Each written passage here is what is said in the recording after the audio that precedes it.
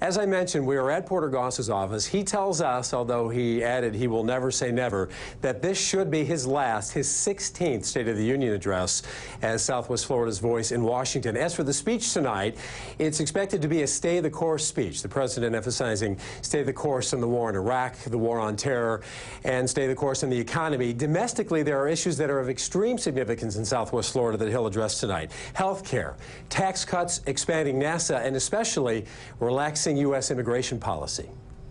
After practicing at the White House this week to be his last.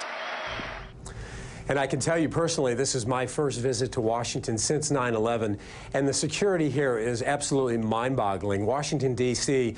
is basically a fortress. There are D.C. police and Capitol Police with very large police dogs practically everywhere you look, gigantic steel barricades rising out of the ground in addition to the concrete barricades, keeping out the possibility of anybody who might want to drive a vehicle into any of these hundreds of historical buildings here in Washington. So it is practically impossible to navigate your way around Washington, D.C. The Capitol building has been locked down for the last hour and 10 minutes. Jessica. I'm sure an amazing sight. Craig.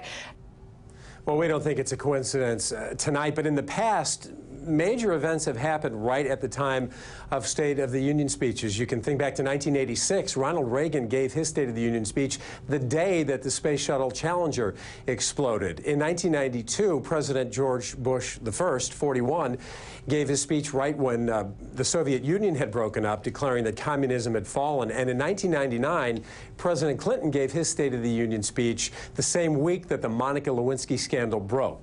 This is not a coincidence. Most political observers are saying the day after the Iowa caucuses, but in the past, just a series of them. We're live in Washington with photojournalist Todd Offenbeck. I'm Craig Wolf, NBC2 News.